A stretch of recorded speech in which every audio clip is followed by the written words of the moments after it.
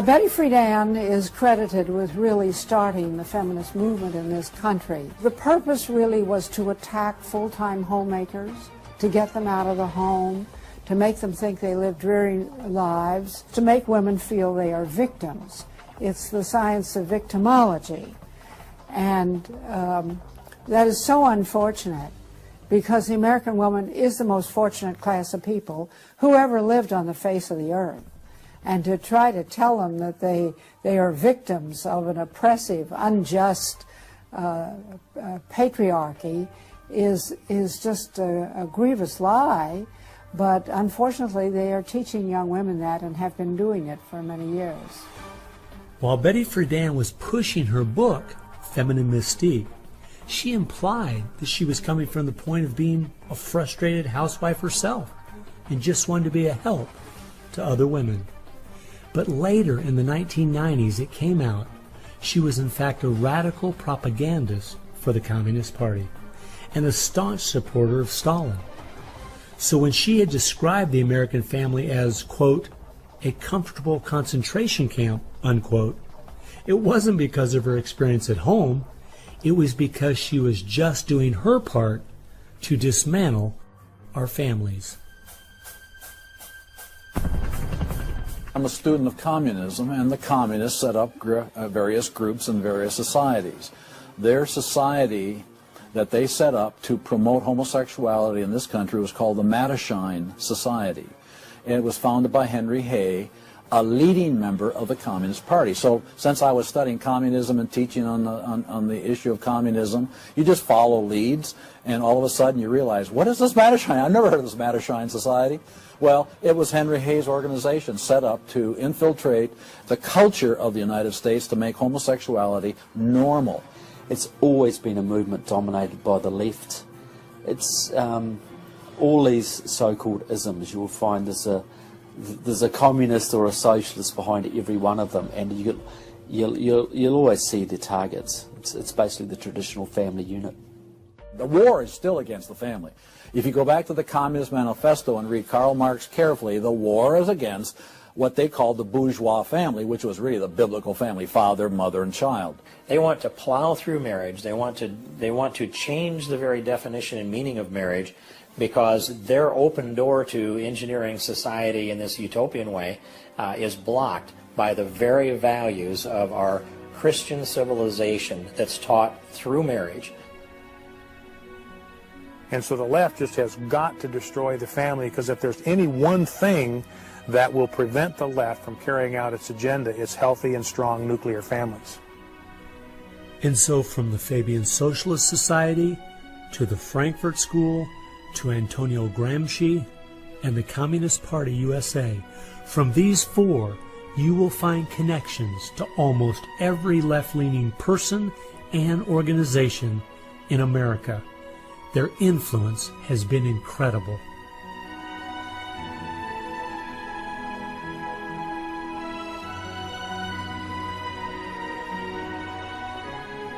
It was in the 1960s all the groups on the left seemed to realize Antonio Gramsci was right. In a Judeo-Christian society, you will never be able to persuade people to rise up in a Marxist revolution and start killing each other off. The only way to take the culture down is through penetrating the institutions of influence to change the people from within.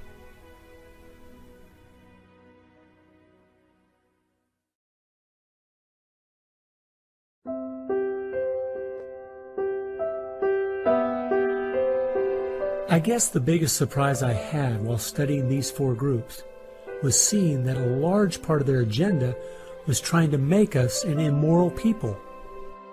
The communists knew in the 1930s and since that time, and the leftists know today, that if you can break down the cultural traditions, the basic rules of morality, then it's much easier to move people in different directions that are counter to the good of society.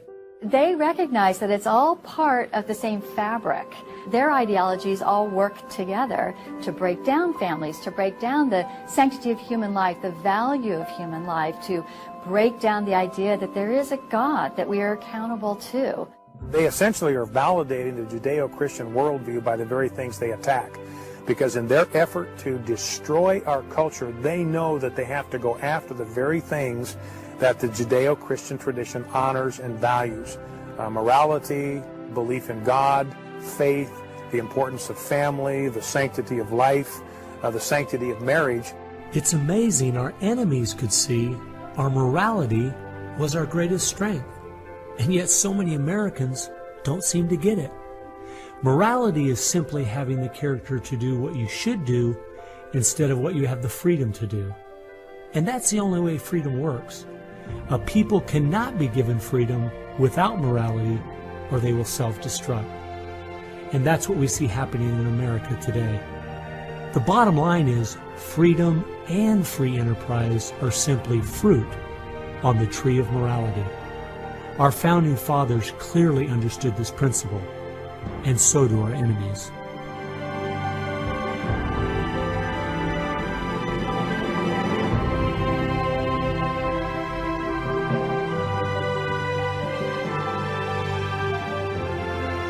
There is an important fact we need to face.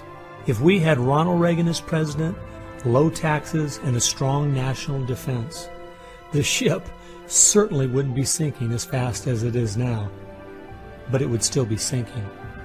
A booming economy doesn't take care of the major problems we face. 50% of all marriages end in divorce. 40% of all children born out of wedlock. Over 3,000 women a day aborting their babies.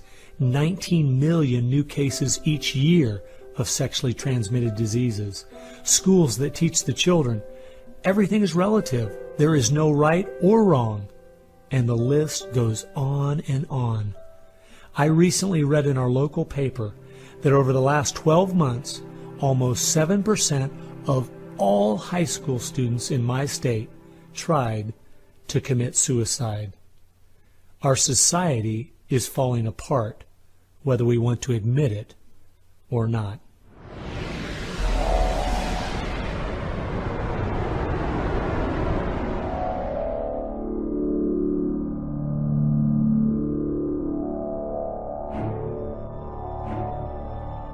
Karl Marx had the insight to see that dethroning God and destroying capitalism went hand in hand. As you attempt to dethrone God by erasing the morality in a society and destroying his institutions, the family and the church, you are destroying capitalism. Because as the families fall apart and the church loses its influence, society starts to crumble. And then government has to expand to pick up the pieces. The question, as Whittaker Chambers put it, was God or man? God or man? Karl Marx was an atheist. Marx's philosophy was that people existed for the benefit of the state. What Marxism did and does, and all the other isms of the modern era, is to try to dethrone God by deifying man. You have to discredit God. He's your competition. The 20th century ushered in several ideologies that sought to devalue God and elevate man. Communism, relativism, humanism, they all deny that there's a God, and they claim that by doing so they're really elevating man. But if you look at how each of those philosophies end up working out in real life, there are always some classes of human beings that don't deserve the same value or rights as anyone else. To turn it around, to believe in freedom, the way we have been raised, you have to believe that there's something precious about every human person. And of course that's from the Bible. Imago Dei, we are all created in the image of God. Therefore, every human being is entitled to respect and dignity and freedom, and that is distinctive to biblical religion. You don't find it anywhere else. Almost all the ideas that have made America such a unique and great country our founding fathers got straight out of the Bible. I guess that's why the left only has a problem with one religion, biblical Christianity.